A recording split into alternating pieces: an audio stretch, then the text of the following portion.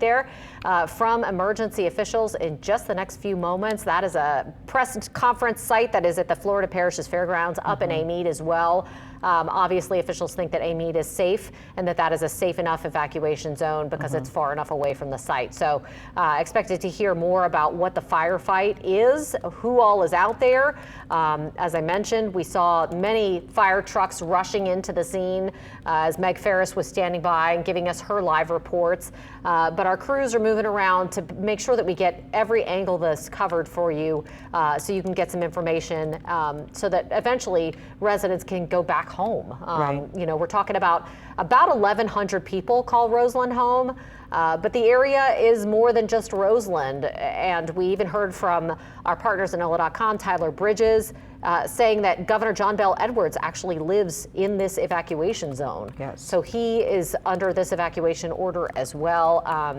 Governor Jeff Landry, current Governor Jeff Landry, said, you know, on X that he is monitoring the situation and, you know, watching and waiting to see what's happening. So again, if you're just joining us, we're interrupting regular programming, waiting to hear from emergency officials up in Tangipahoa Parish about this fire that is burning at the Smitty supply facility that's just outside of Roseland, Louisiana. It is in between Amite and the city of Hammond up US Highway 51. So this facility has been the location of a series of explosions this afternoon that we've been hearing from witnesses reported there. I mean, I'm typing away right now because I'm looking for information, and the things that I'm finding is what you're seeing right now on your screen. People are getting video and showing how far the smoke plumes are reaching from this place that has mostly oil and lubricant. So when you talk about setting something like oil and lubricants on fire, it's going to be a difficult process in trying to put that fire out. But so far, what we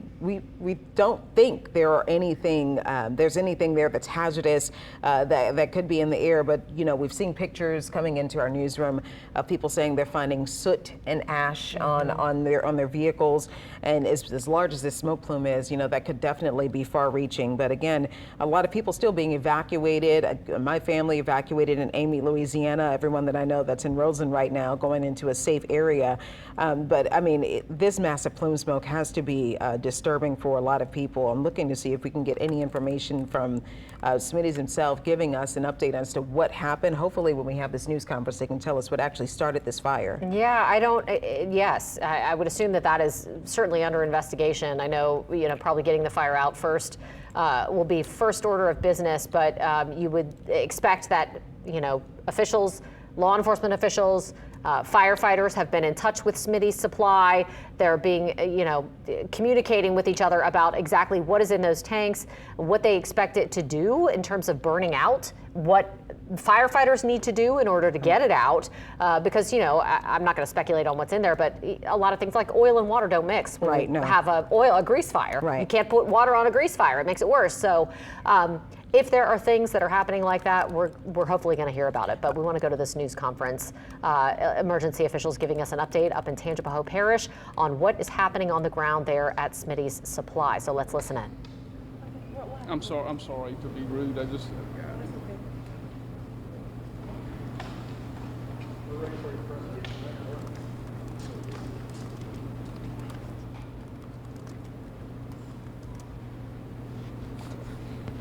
That looks kind of funny. Sorry. Again, Tangipahoa officials, if you're just joining us, they're getting set and waiting for all the news crews to be ready to go before they give an update. You're looking at Tangipahoa Sheriff's Office right there. You're looking at firefighters up in Tangipahoa Parish, emergency managers in Tangipahoa. Hopefully the parish, that's the parish president, Robbie Miller. Ready? So let's listen in. Right. First of all, I'd like to thank all of you for being here to let the citizens know what's going on in the area. I'm Robbie Miller, Tangipahoa Parish President. I have leadership from the various agencies that have responded to this event. We have a fire at Smitty's Supply in Roseland, Louisiana. The first call came in at 12:53 this afternoon, so we're barely 3 hours into this. At 1:15, there was an evacuation order for the immediate surrounding area of Smitty's. At 1:35, that evacuation area expanded to 1 mile around Smitty's, and that's where we stand right now. And at 1:45, we set up a staging command center here at the Florida Parishes Arena.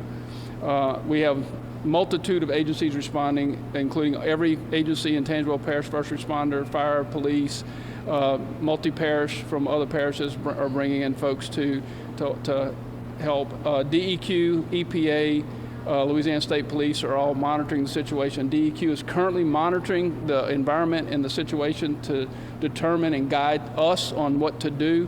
The firefight is still going on. I'm sure y'all have seen the different pictures and so forth of what it looks like out there. The best news we have is that as of right now, there have been no injuries in this event, which is a godsend.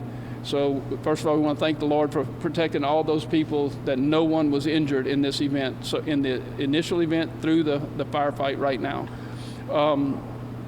So at this point, that's all we know. It's all the information we have. I will reiterate that we are doing our best to protect people, structures, and the environment. And all of those agencies are pulling together to do that, and the information that we get, as we get it, we will make sure that the citizens of the area know what's going on. But currently, that's about all we have to know, because quite frankly, we've been fighting a fire for 3 hours, and that's as far as we've gotten. So if you've seen it, you understand where we are, and that's pretty much what our statement is. Thank you very much for being here. President, what is burning? Is it a tank with chemicals in it burning? What is physically burning? I personally don't know. Obviously, you can look from the pictures that there's anything that's on the ground there is pretty much burning, but specifically what it is, we'd have to ask someone else, and if the company wants to talk about it, they're welcome to. Can someone address if there's any chemical risk to anyone? Well, that's what, no, we can't right now, because DEQ, EPA, DEQ on the scene, EPA may be here now. Personally was on a phone call with them knowing they're on the way. I'm not sure if they got here yet, but DEQ has definitely been here as quick as they could get here, and they've been monitoring the environment and the whole situation, and they'd have to advise us on where we are with those answers. Still no idea what caused it. There was no lighting in the area at the time. We have no indication of what caused it at this point. And the number of employees at Smitty's? It's approximately 400. 400, thank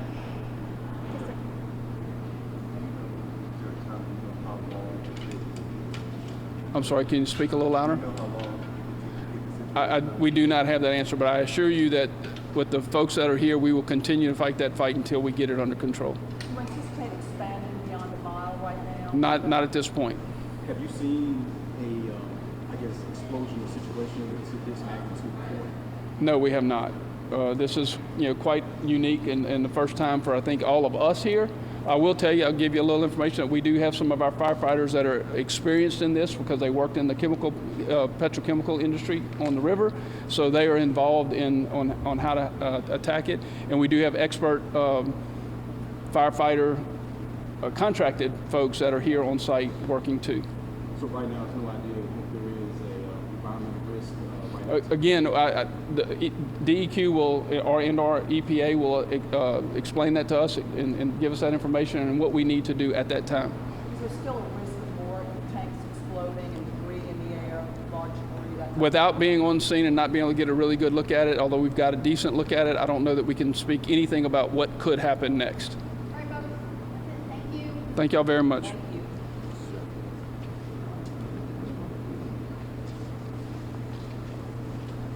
All right, just getting word from Tangipahoa Parish President Robbie Miller with few details, quite frankly, at this point about what's burning out there. I think their main concern right now is just to try and get this fire out. They've been fighting it for 3 hours now. He did say that DEQ, the Louisiana Department of Environmental Quality, is at the scene.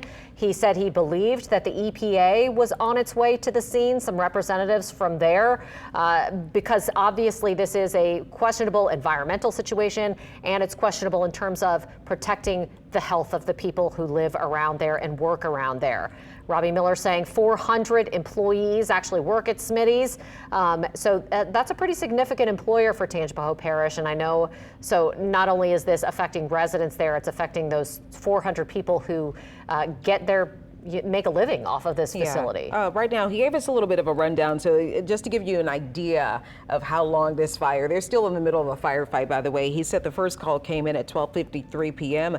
and then at 1:15 p.m. the evacuation order was issued. At 1:35 p.m. evacuation expanded to a mile, and at 1:45 the command center was set up. And they do have multiple agencies that are fighting this fire. And the good news, he did confirm right now, so far as we know, there have been no injuries due to this event, and they have been fighting this for 3 hours. So he said he doesn't know necessarily, and we heard Ahmed Ferris ask a question, if he knew what would cause the fire or what's causing it to burn so much. Well, he can't confirm necessarily what's burning or what's causing it to burn.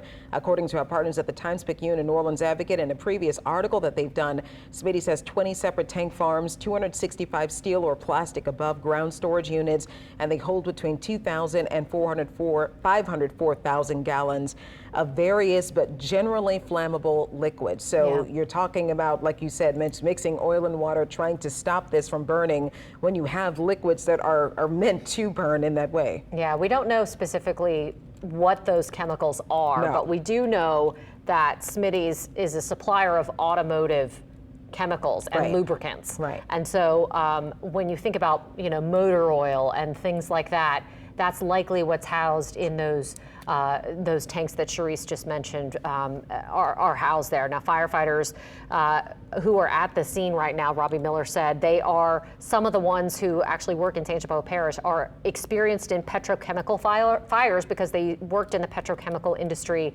on the river. He also said that they have brought in contracted experts in petrochemical firefighting. They have been engaged and involved in this firefight at this point. So it's interesting to hear that timeline that you just reiterated for us, Sharice, because we did hear from witnesses that the first explosions happened at 12:45. Right. Yes, that's when we started that to hear tracks. that explosion. And when I asked my family if they had heard any of the explosions that happened around that time, they said, well, we thought maybe it could have been thunder or something that we could have been hearing or mistakenly hearing as thunder. I don't know necessarily. And Chris Franklin confirmed that. Did they have any? No. There was no There were storm in none. that area. Chris has been telling us, that there wasn't any. That's why we don't think.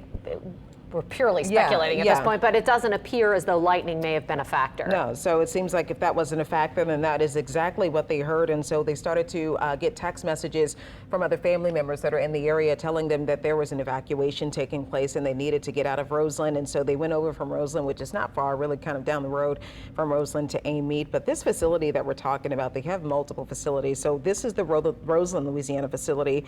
And according to their website, there's a facility in Hammond, and you mentioned that a little bit earlier, one in Vicksburg, Mississippi, and one in Jasper, Texas. Again, while they hold various lubricants and different oils and oils for car parts and whatnot, we don't necessarily know what's causing or what particular oil is inside of that barrel, that tank rather, that's causing it to burn for 3 hours. Yeah, and again, you would think that the explosions came, and we're looking at that drone video that you're seeing too on the screen right now, but you would think that those explosions happened as the fire spread from tank to tank to tank. There was a possibility of a little bit of shower activity that happened just a little while ago, and Chris was talking about that, before you joined us, but he was talking about how that would have been a good thing. Right. Although, oil and water, again, if you have a grease fire, everyone knows you don't put fire on a grease fire. So there's a big question mark about whether or not, there is a concern about that. But again, having those firefighters who are experienced in the petrochemical industry, having those, outside contracted experts coming in can only improve the situation there. You would think, Sharice, that they would want to get it contained, Right. To make sure that it doesn't spread to further tanks. I mean, and it seems like they're obviously they're going to need some help fixing this one, but obviously they're trying to make sure that it doesn't spread, because when you think about what they hold in those tanks, you don't know necessarily what's next to it, but they have mentioned, and according to this DEQ report in 2023, it was mentioned that these things were highly flammable, though they don't consider them to be hazardous. So to think that this could spread to other tanks, and we don't know what's inside of them, again, everything pure speculation at this point, or if they, what led up to this or what's making this burn even further. But this is what they have on their website. This is what the DEQ report has found, that they have things that are flammable inside of those tanks. So you want to stop this from spreading to the other tanks. And it seems like, based on the video that we're watching, that it's kind of connected to one, is sectioned off or cordoned off to one area so that it doesn't spread other places. But again, I don't know if there are some firefighters there and multiple people that are helping. I'm sure that surrounding parishes should be joining that firefight in the wilds just so they can get that under control. Yeah, we saw some fire trucks coming in as Meg Ferris was doing a live shuttle a while ago. So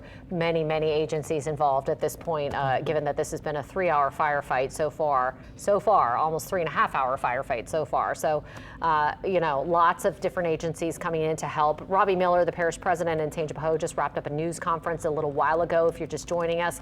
And he had very few details, frankly, about what was happening at the scene, because he was holding that news conference at a facility that's in Amite, which is a bit of a ways away from where this is actually burning. So, you know, a few details about exactly what's burning, how this fire started. We do know that the evacuation zone is still just 1 mile. So it's just 1 mile around this plant. Schools had to be evacuated via bus. The Tangipahoa school system sent in buses to hurry up and get kids out after these explosions started happening. I think they had a real concern that more explosions were going to continue, because they were continuing when this first happened. We heard that from a number of witnesses as those different tanks, you would assume, caught fire.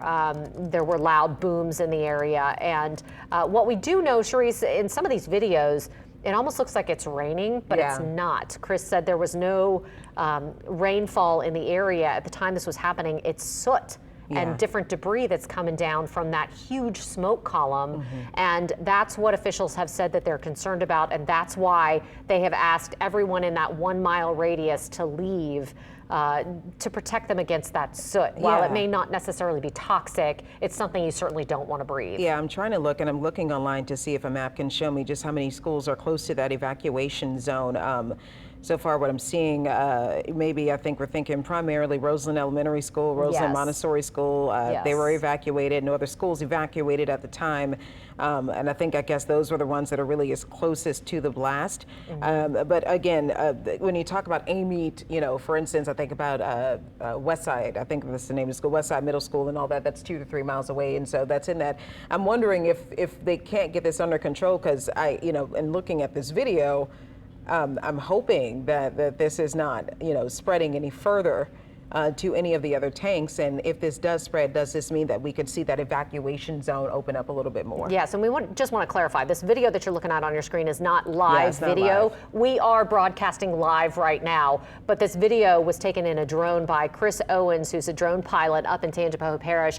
He allowed us to use this incredible video that really does show the site in its entirety. You can see a parking lot on the right side of the screen. And then, you know, the tower column of smoke that you see in the middle there, with additional areas of tanks that surround where that massive fire is burning.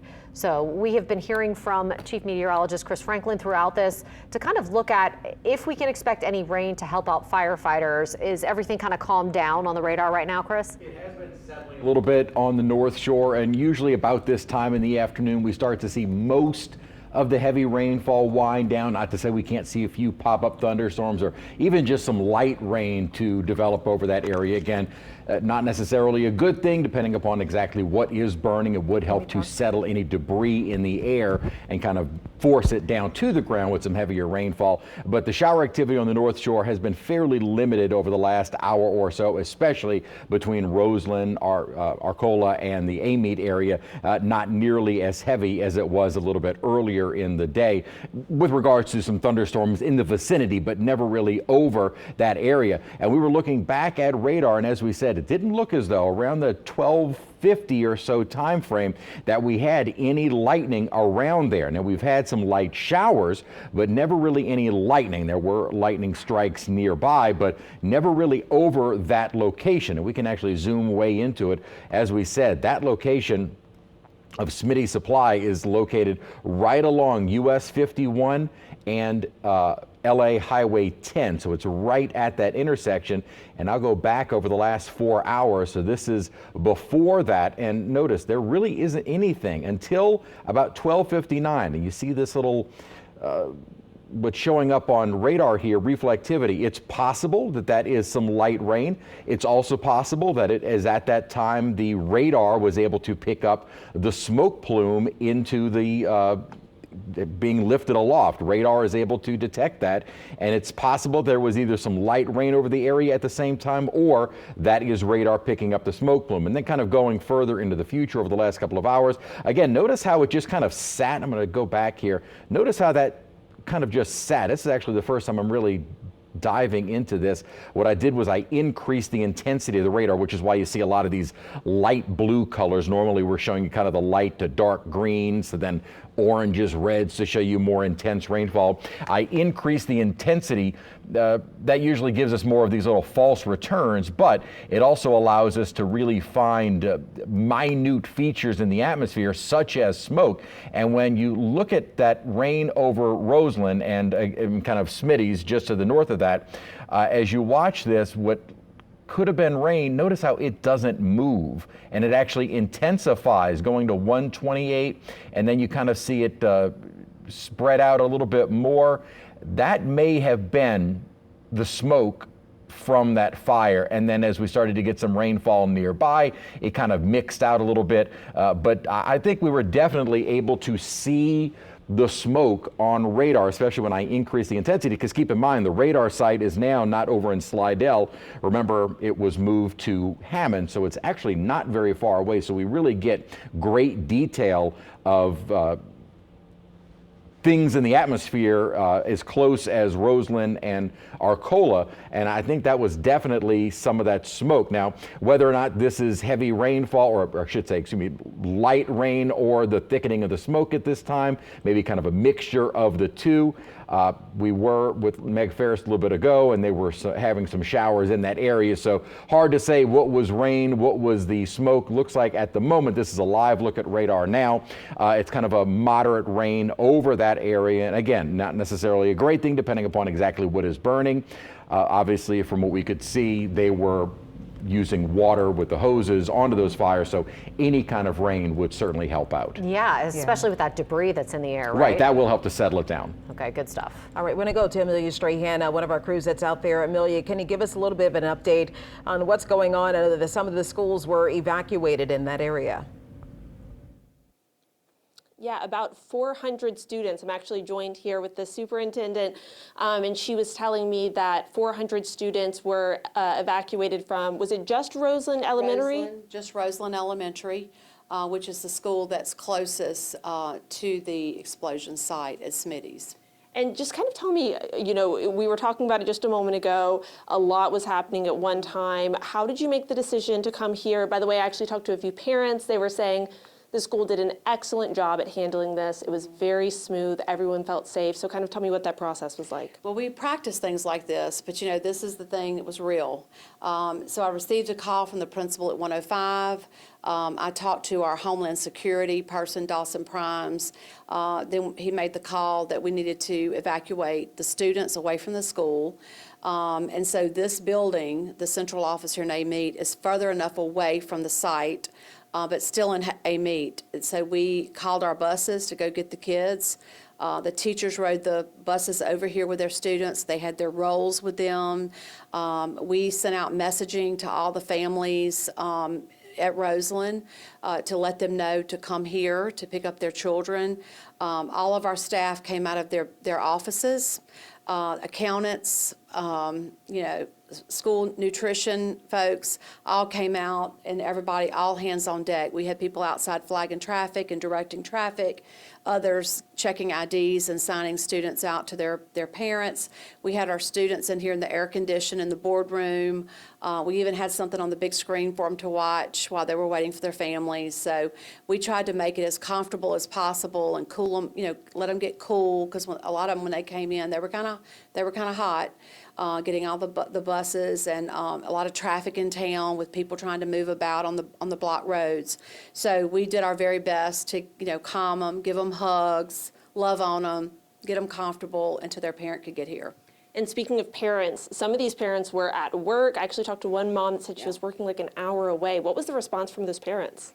So, you know, we're going to wait here until every parent's here. Of course, all of our children have been picked up, but we're committed to stay here with the children until the parents can get here, whether they're an hour away, 2 hours away, whatever. So, and we keep, you know, letting the child know that the parents, you know, coming to get them, reassuring them of that, because that's an important thing too, to help them feel safe. So we work with parents. We make sure that we stay with them until they can get here to get their child. And that's exactly what we heard. We actually, one of the mothers showed us where she got like, I think 10 messages from the school, really updating every step of the way. Did you have some parents that were experiencing some anxiety about this? Yeah, I mean, you know, you can imagine, you know, you have your child that's at school, there's an explosion, and, you know, the child is, was upset. You know, some of the children were, you know, we had some kids crying because, you know, it was a different thing in their schedule. So we greeted them at the door when they got off the buses, and we gave them a hug, and we said, look, Mom and Dad's coming, they're going to be here, and you're going to stay here with us in this nice, cool building until they get here. So everything's good. So once we did that, they came in and settled down. And then we had to, you know, check at the door for parents' IDs. That took a little time. But, you know, the parents were wonderful. They were absolutely wonderful. And they were patient. I'm sure that they were anxious. They had traffic to get here because roads were blocked here in Amite. But yet they came in, they gave us grace, and they knew that their kids were safe here. And you know, we talked about the parents, the children. You said some of them were crying, kind of. You know, what did it take to calm the kids down? By the time they left, was everyone, you know, were they kind of in good spirits again? Everyone was fine. They needed a smile, a hug.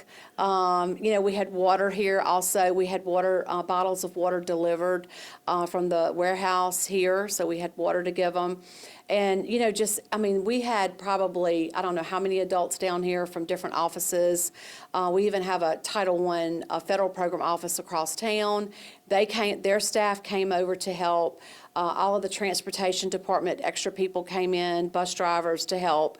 And we just, you know, gave them a smile. We stayed calm. We hugged them. We gave them Kleenex, said, look, it's going to be fine. You're okay now. And your mom and dad's going to be here to get you, and we're going to keep you safe till they get here. And they were fine. They settled right down. So it was all good. And we're very happy that, you know, everything worked out great today. I can't think of much that we could tweak in the process of, you know, what happened.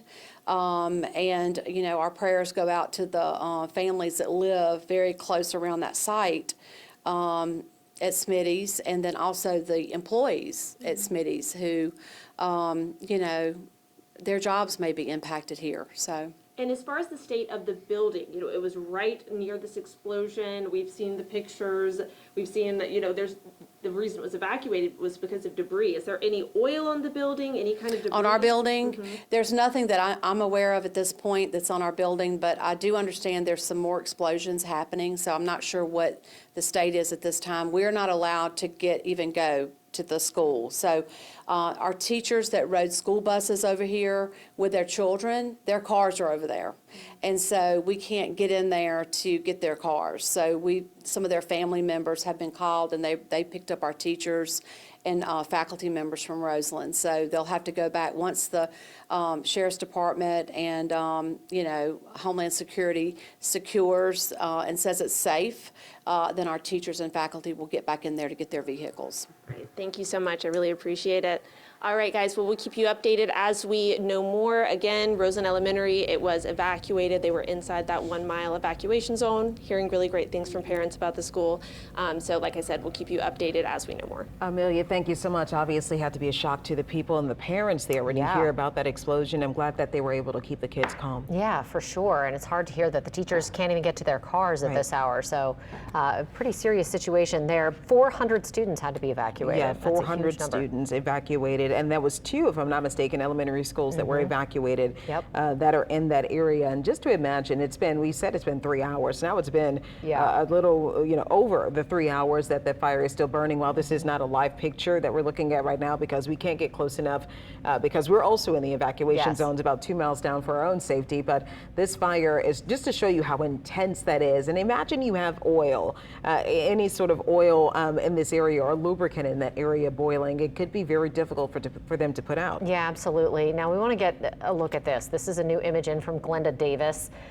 She lives about 10 miles away from the situation. And if you can see on her car, apparently you can see soot on their car from Roseland, 10 miles away. It looks like an oily substance almost that seems to be kind of falling out of the sky from them there. You see that on the car? Yeah. It's 10 miles from the site. Actually, as I saw that, I'm actually texting my family now to ask them if they're seeing anything falling from the sky or if they can take a look outside to see safely, if they can see if anything is on the house or on their vehicles right now. Because if that's 10 miles away, honestly, for people who are in the area, just to let you know how huge that smoke plume was. And from the people that I spoke to in that area, there's a picture that's going around from the Walmart there, and they all know that one Walmart that's in the Amite Roseland area, and that Walmart, it makes it look like it's immediately right behind it. Yeah, a scary sight. Yeah, but it's just that big in the community. So right now, again, the good news is so far we have not heard anything about any injuries or any deaths reported. I believe we heard them say a little bit earlier. We did hear Robbie Miller say that there were 400 people working there, but according to their website for this particular location, it's about 450 that are working inside of that facility. So working with different things, Lubricants and different petrochemicals. lubricants and whatnot. Yeah. This situation has been unfolding since around 12:45 this afternoon. That's when witnesses are telling us they first started to hear those booms, those explosions happening at the plant.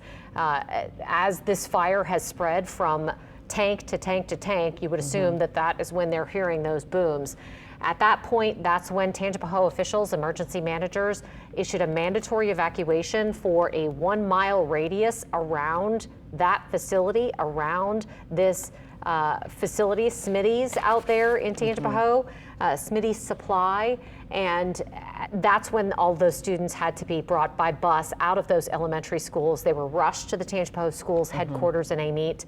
And anyone who had family members who could not get out on their own had to go pick up their family members and get them out of that evacuation area.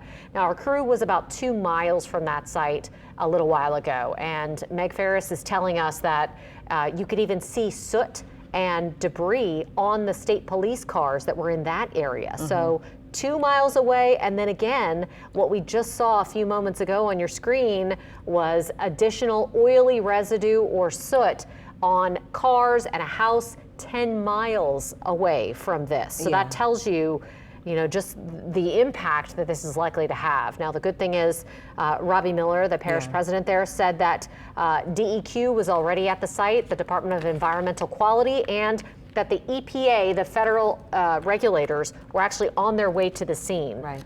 That was when he gave his news conference about 40 minutes ago. Yeah, I'm really curious as to how this fire started, even though you can only speculate at this point, but you have all of the recipes that you need to start a fire, all of the products that are needed to keep a fire going, but we don't necessarily know if that was the case or what led up to this fire, but we do know that if this fire is not put out soon, then those surrounding tanks, even though we don't know if they're empty, if they have anything in them, or where they stand right now, and those surrounding tanks, according to that 2023 report, definitely has things that are flammable, highly flammable in them. We don't know necessarily if they are hazardous or if they're toxic, but we do know that they are flammable. Yes, for sure. I mean, that's a big question. Is this actually toxic to people? Now, I certainly, if it's making that kind of debris on a house 10 miles away, I certainly wouldn't want to be breathing that in. No, you don't want to at all. Whether it's toxic or not. Yes.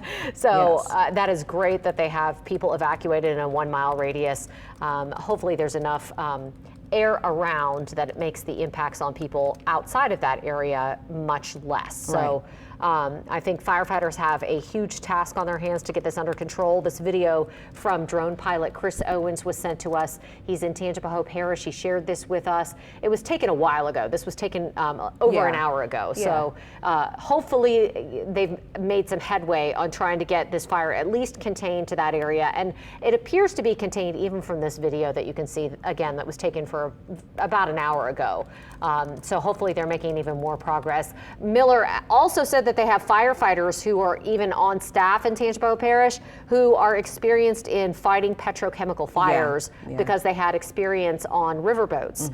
And so this area, because we have such a strong oil industry, you know, there's a lot of experts in this field who can really lend their expertise to what's going on right now. Apparently, they've also contracted some firefighting experts in fires like this to come and help them at the scene. So lots of weapons, human weapons coming in to try and battle this blaze. I'm really curious, and I know we heard earlier from Ashley Rodrigue regarding necessarily who was out there fighting that fire, because I know that this video isn't live, but I am curious to see what it looks like right now. That's a live now picture. We're getting a live picture right now, and they have to do this from it. Oh, I know exactly where they are. They're down the street from my grandmother's home. So this shows you this is not a storm that's outside. Yeah, this is not a storm that's outside. This is, and just to give you an idea of how far away this is, you know, this is maybe what, a couple of miles away from where the fire and the explosion actually started. My grandmother is right down the street from this. And so that's why from that angle, she says it looks like you can see a huge plume of smoke. From here, it looks like it's a storm. It looks like a tornado almost. Yeah, it looks like a storm that's happening or passing by, but this is a fire, and that just lets you know how large and widespread this thing is. Yeah, that is crazy. This is from our live camera that was actually talking to the Tangipahoa school superintendent just a little while ago. It is in a meet, and so you know, our reporter Amelia Strahan. Yeah, Strahan. We were talking about Ashley Rodrigue earlier. Ashley Rodrigue earlier. And if we can get her on the phone, that'd be great too. But so Amelia was at with the superintendent just a few moments ago, and this is her live camera. And that's just a crazy sight. It looks like some sort of severe weather, but this is not the weather. This is actually a massive chemical fire that is burning, petrochemical fire that is burning outside of Roseland, Louisiana at this hour. Well, this helps you understand why people are saying that they're getting soot and ash on their cars and on their homes. I mean, if you take a look at this, it's so widespread. You'd think a storm is over there, but that's all of the smoke that's coming from that fire. It is massive. And we still have not confirmed, and I know that some people said they saw an oily residue on some of the vehicles. We still don't know necessarily what's burning right now. We don't. And we don't necessarily know that is, you know, a direct that was directly caused by what's going on with the fire. So we want to say that too, but it certainly seems like it given how, you know, the proximity to this situation. Yeah, and I have been aggressively searching on the internet as we're looking for any information regarding Smitty's or regarding an update from Smitty's, letting us know what exactly led to this fire. As I do that, and as we all kind of reset to figure out what's going on here, we want to play a news conference that they had a little bit earlier with Parish President Robbie Miller. DEQ is currently monitoring the environment and the situation to determine and guide us on what to do. The firefight is still going on. I'm sure y'all have seen the different pictures and so forth of what it looks like out there. We are doing our best to protect people, structures, and the environment. And all of those agencies are pulling together to do that, and the information that we get, as we get it, we will make sure that the citizens of the area know what's going on. There behind Robbie Miller, the sheriff is there. He mentioned that they do have environmental officials that are headed to the scene to make sure that no one is being put unduly at risk in A, fighting the fire, but B, allowing residents back in eventually whenever they are allowed back into that 1 mile radius. Yeah, right now a lot of people have escaped from that area. They've been told that they had to evacuate from that area. I'm seeing some pictures from people who were nearby, and they can see that plume of smoke, and of course the video that's going around showing when the initial explosion happened. I believe that we had a timeline, and I hoped we would play it in that news conference, but luckily I took some notes here as to when that timeline started, when that fire started. You're talking about a fire that's been burning for several hours now. Yes. And we don't necessarily have a live look at it now because we were also in the evacuation zone. But we have the latest. Parish President Robbie Miller, the first call came in at 12:53, and at 1:15, that's when the evacuation order was issued. At 1:35, the evacuation order expanded to a mile, and just 10 minutes later, a command center was set up, and this is a multi-agency response. And they said that this firefight and that news conference we just played for you guys is still going on, but it looks like, now this is live, if I'm not mistaken. And look at that additional plume of smoke that just billowed up from this thing. This is our other crew that we have at the site. This crew actually was about 2 miles away from the site initially, and state police made them move farther back. So this is a little bit past 2 miles from that site where Smitty Supply is located. And Smitty Supply is a petrochemical engineering site where they make things like motor oil, things that help lubricate engines, petrochemical lubricants that are used for automobiles and things like that. I mean, think that Smitty's website says that that's how the company started, was selling motor oil and things like that, and has just expanded. Fluid. I mean, you know, hydraulic fluid. You know, these are things that are highly flammable. Brake fluid, diesel, grease. You know, these are all the things that are kind of your worst enemy when it comes to a fire that's starting. And we want to go out to Meg Ferris right now, who is live out there on the scene for us. And Meg, it seems like that fire just continues. I don't know if that's just the smoke of them putting that fire out, or is this fire continuing to grow larger? What are we seeing? Exactly, Cherise. So y'all were right. That was a brand new plume just came up. The fire is not under control. At least it wasn't at the press conference that we just had within the last hour. It was not under control. And as you said, there are multiple. When I asked how many agencies are out there, and they said dozens and dozens. And we have seen just about every municipality within this whole area. We have seen their volunteer fire departments, the fire departments, all different type things. Now, you mentioned about DEQ. That's one of the things neighbors are concerned about. They're concerned about the air quality, and quite frankly, so are we. And when I asked state police, they had soot on their faces and soot all over their cars. And they said, you know, you're breathing something. I have to tell you, I am starting to smell a petroleum smell now.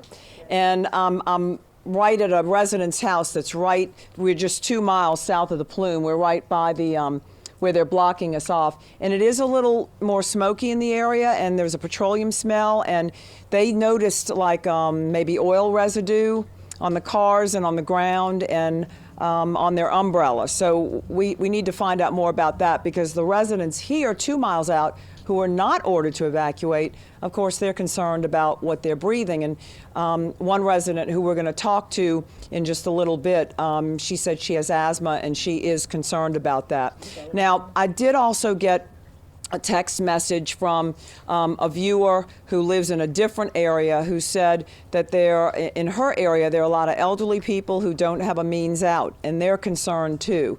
So there are people who just don't have a way out. They don't have a car, or they're disabled and can't drive.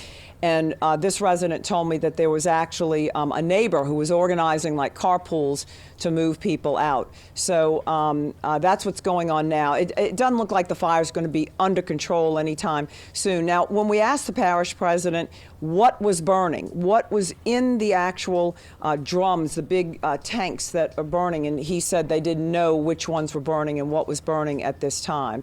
So that's what we have right now.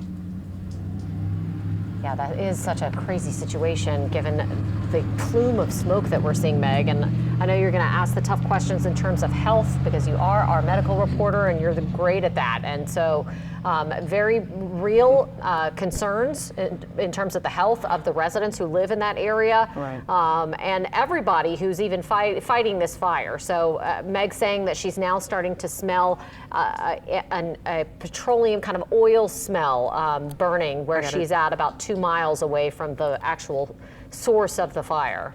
I have to say that makes me nervous for my family. So I know my grandmother is watching right now, so just stay inside.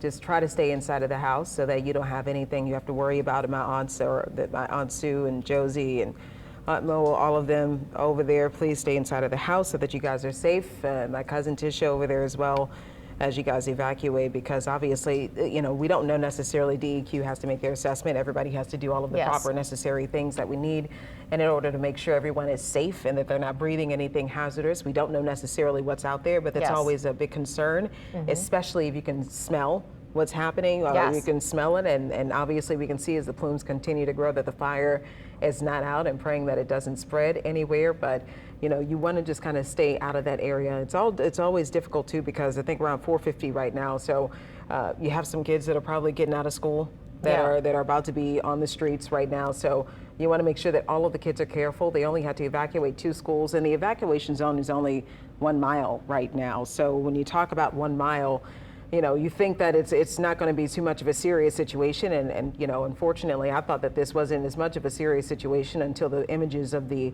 video and the tanks that are burning right now caught my attention, and obviously that live shot of the smoke that we're seeing right now.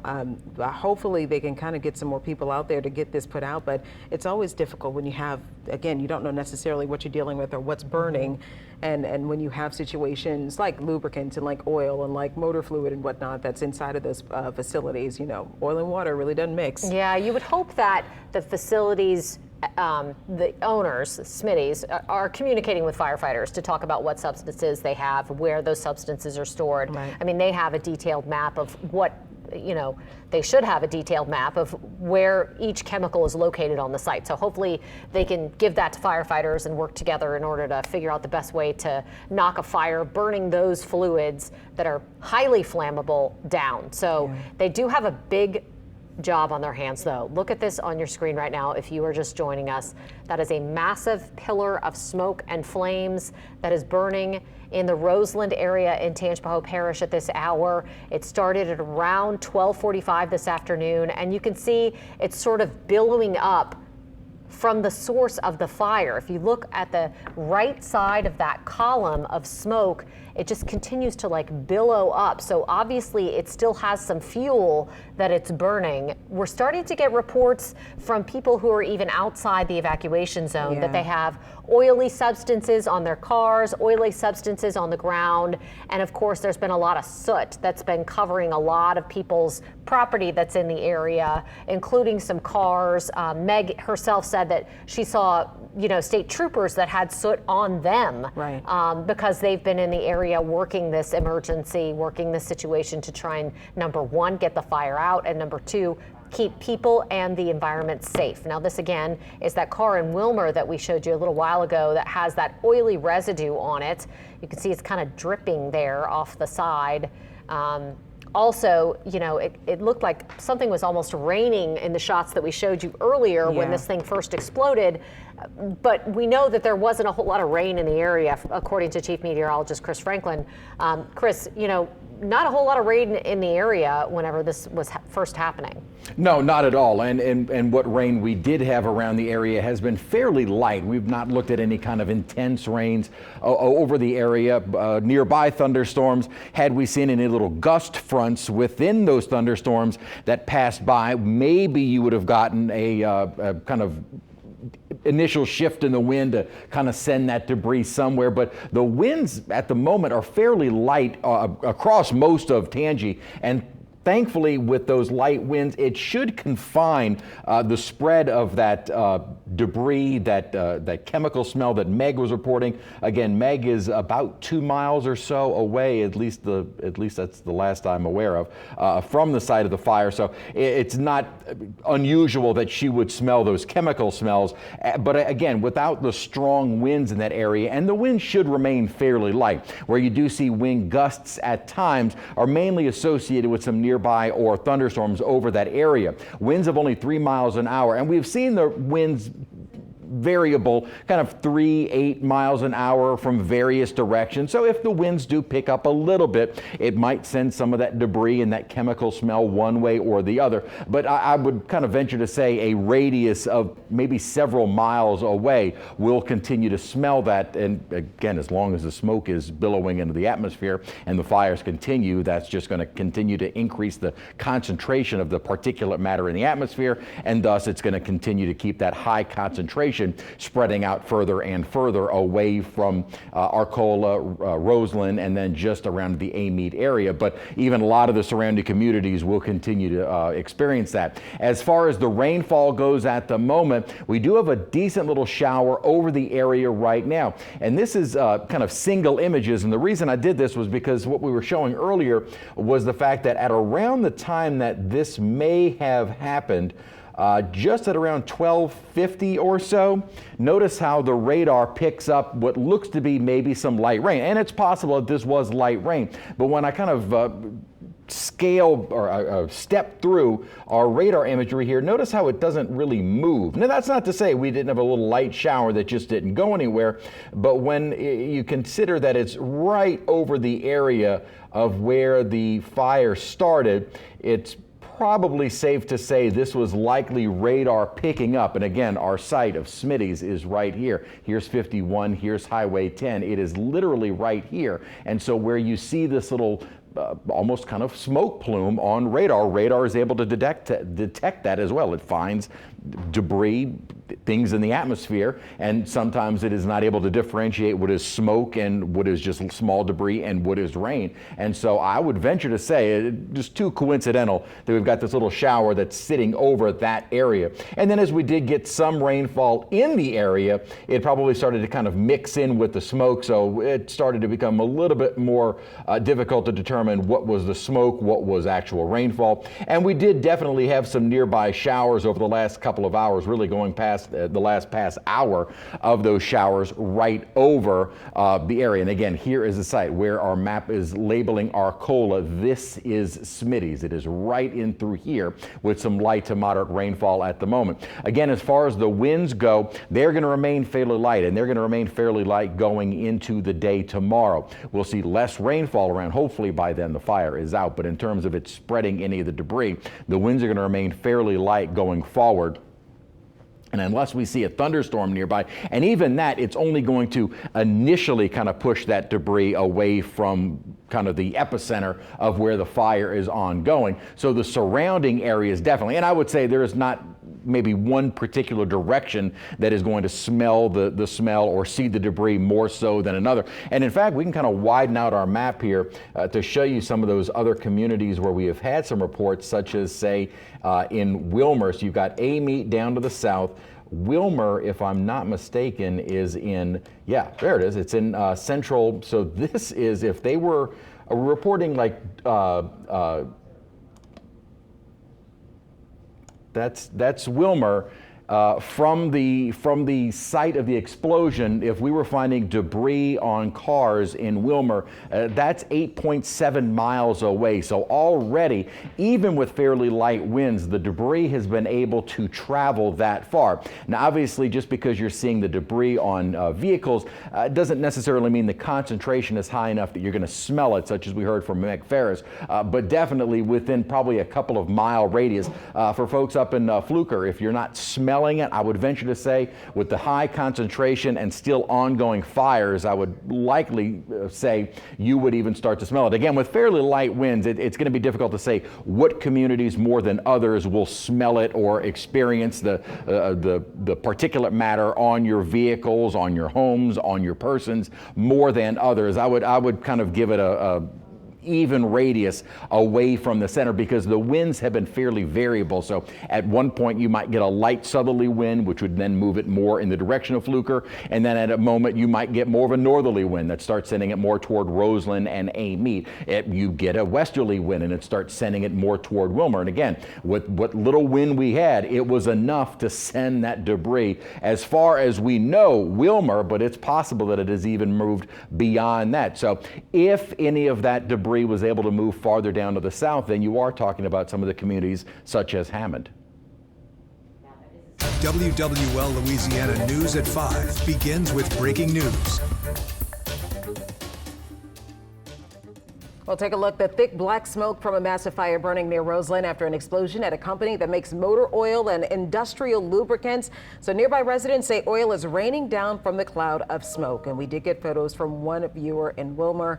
And you can see when we do show you those photos, that soot that is coming down because of the plume of smoke that we're looking at right now, along with an oily substance was on that person's car. And the viewer told us it is also a residue on their home. This is 10 miles away from the explosion site. And tonight officials have evacuated everyone within a mile of that facility. Highway 51 is closed at this hour. And despite how horrific that fire looks, the best news in all of this is that no injuries have been reported. The explosion happened just before 1 this afternoon at Smitty Supply in Arcola, right where Highway 10 meets US Highway 51, just north of Roseland. That evacuation zone extends 1 mile in every direction from that site. And Meg Ferris is beginning our team coverage of this tonight live from Tangipahoa Parish. Meg, what's the latest? Well, we are in a meat city right up against the borderline of Roseland where police have blocked us off. But y'all were just talking about the residue. I want you to see Norman Seymour's hat. Do you see all those black little dots all over it? That is, we don't know if it's soot with oil in it or oil with chemicals in it, but that's what we're seeing. And in fact, one of the residents also showed me, look at the umbrella. You can see the umbrella is covered with these little black dots everywhere, and that's what residents are concerned about. Now, the DEQ is here, state DEQ is on the scene rather, and they are checking to see if there's any environmental risk. But for right now, just a 1 mile radius around Smitty's has been evacuated, and we're 2 miles out, as I said. And this happened a little before 1, so we're 4 hours in, and that plume is still billowing. There is no signs that the fire is under control. In fact, in the press conference within the last hour or so, they told us it was not yet under control. There are no injuries. That is important to announce. And also, Smitty's is a place that employs 400 people, and they have big tanks of different chemicals, and they use these chemicals to bottle them for Shell, for WD-40, and many, many products, like dozens and dozens of products that you would buy at a home-type store. Here is what the parish president had to say earlier. DEQ is currently monitoring the environment and the situation to determine and guide us on what to do. The firefight is still going on. I'm sure y'all have seen the different pictures and so forth of what it looks like out there. We are doing our best to protect people, structures, and the environment. And all of those agencies are pulling together to do that, and the information that we get, as we get it, we will make sure that the citizens of the area know what's going on. Now, Deatrice and Norman Seymour live right beyond where we're blocked off from going, and you heard the explosions. You were getting gas. Yes, we were at the gas station at the time when it happened, when the explosion started. You heard this one boom, then it got louder and louder. Then people were running, trying to get somewhere safe, and they were telling us to move from the gas station, so we had to kind of turn from out the gas station, which was kind of rough because there was a lot of cars at the time, so everybody was trying to get somewhere safe. So we did turn on that main street that goes towards the interstate, but we had to pull over because fire trucks and things were coming in. We had to wait a little bit. You have asthma. You're concerned about what we're smelling. Yes, I have a history of asthma and other underlying ailments too, as well as. And let me ask Norman. Norman, you used to work at the plant. Were you ever there during a fire, and what's likely happening there right now? No, I was never there when it had a fire. I was just there, and it was hot in the building. It's hot in the summer and cold in the winter. There's no doors, so it's rough in there. It's kind of rough in there. I want you to show everybody watching what is on your sidewalk in front of your house. Show us what. Step this way, Deatrice, with me. And show what you're seeing. This can you see when he moves his foot? You can see that the rain coming down has this thick black substance in it. It bubbles up. I don't know if that's a sign. Maybe some chemical experts can tell us what's in the soot. Something that when you move it, it bubbles up like that, and you don't really notice it. We're starting to smell a little bit more of a oily petroleum smell, which I didn't smell earlier, but that is concerning now that you see all that. Right, it is very concerning because, like I said, I was in the middle of it, so you can smell it a little more that way, but now you're starting to smell it a little this way as well. Yeah. Okay. So I am concerned. Okay. Beatrice and Norman Seymour, thank you so much. And I've talked to viewers who live in different areas who say they also are concerned that if they have to leave or need to leave because they have some sort of asthma issue or something, that there are residents who don't have the means to leave. They don't have a car or they can't drive, maybe they're disabled. And I've already heard from some people that are they're doing carpools. They're having like a neighborhood captain get people and take them away. So that's what's going on now. There's still so many unanswered questions about what's happening, but I will tell you the fire is still billowing. Let's get one more shot for you, a live shot so you can see the latest. It is still billowing up. Now, I do notice a little bit of white smoke, or maybe that's clouds in front of the black smoke. But the plume doesn't seem as big, but it's still more and more smoke coming up from this plant. So that's it from Amite City right now, and we will be gathering more information as the evening goes on. And we'll be live on WWL Plus and on our website, WWLTV.com, and of course on Channel 4. Reporting live from Amite City, Meg Farris, WWL Louisiana. Back to you. All right, yeah, Meg, that plume definitely looks smaller. And Yeah. even on my Facebook page, people are sending me pictures and videos of oily residue that's being found on people's cars and homes and things like that. So we're going to try and get all of that information so that we can show it to you in just a little while. But as part of the evacuation order, students were actually bused from Roseland Elementary to the public schools central office in Amite. Well, that is where parents have been picking up their kids as they get word of that explosion and the fire at Smitty Supply. That's where Amelia Strahan joining us now live. You spoke with the superintendent a little bit earlier, Amelia. I did. I spoke with the superintendent and parents and actually a few students before they left.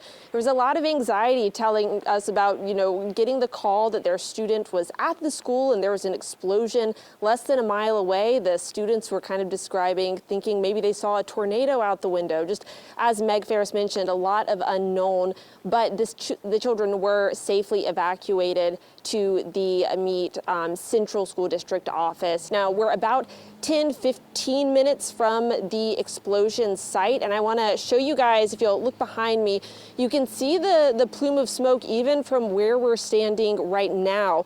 As you guys mentioned, it does look like maybe it's gotten a little bit smaller. It is still pretty thick smoke though, and that's why a lot of the children, you can kind of see the cylinder shape, were concerned that maybe it was a tornado. But the one thing we kept hearing over and over again from students and their parents was how well the school handled the situation. They said that the text messages updating the parents on the evacuation were just rolling in one after another. The students said, they were describing their classrooms. They were kind of scared, but the teachers were giving them hugs. And we heard the same thing from the superintendent. She said, we prepare for this. We do drills for crisis situations. And they think that's why they were able to execute the evacuation so seamlessly. It was 400 students, so that's quite the evacuation. But all of the students rather have cleared out now. They've been picked up by their parents, but we were able to talk to a few of them before they left campus, and they described what they were like in their classroom when they saw the smoke out their windows. Some of my classmates started crying and stuff like that. And I got scared problems. I got really scared. I started crying. Really, not everybody. Some people was freaking out. Some people was chill. It was just like mixed emotions, really.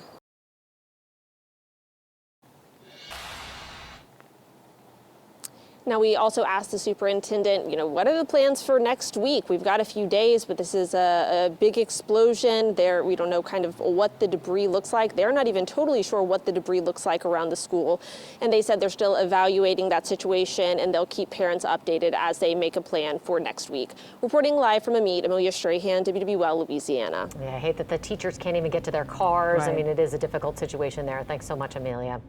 This afternoon, the winds have been blowing toward Roseland, rather. And Roseland, they have had some light rain as well. The rain actually could probably help the situation. Chief Meteorologist Chris Franklin joining us now with more. Are we right in that? Well, we're getting a little bit of rain. That really has not been the issue with regards to heavy rain that would help us out. The issue has been we've had kind of light variable winds from all different directions. We had an earlier photograph of debris on a vehicle in Wilmer, which is about a little more than 8.7 miles away. So if you kind of figure that wind is kind of shifting debris in all different directions, as the winds have been coming from all different directions, about 8.7 miles puts it toward Kentwood, puts it toward Greensburg and St. Helena Parish, and then also south toward Amite and almost as far south as Independence. So all of those surrounding areas, it's very possible that you could have some small debris on your homes, on your cars, outside, on your persons. As far as the rainfall goes, though, we've had some nearby thunderstorms, and we were looking at radar earlier in the day. No thunderstorms near Amite or any of those communities, Roseland or the center of where this actually happened at Arcola. This is exactly where it is right now, and we have kind of increased our radar. And it's possible that this is some light to moderate rainfall, but when I increase the intensity, sometimes it's able to depict soot or debris or smoke in the air, and it's possible that our radar is indicating where that smoke is still ongoing. As far as the winds, they have been light, and that will continue to be the case through this evening.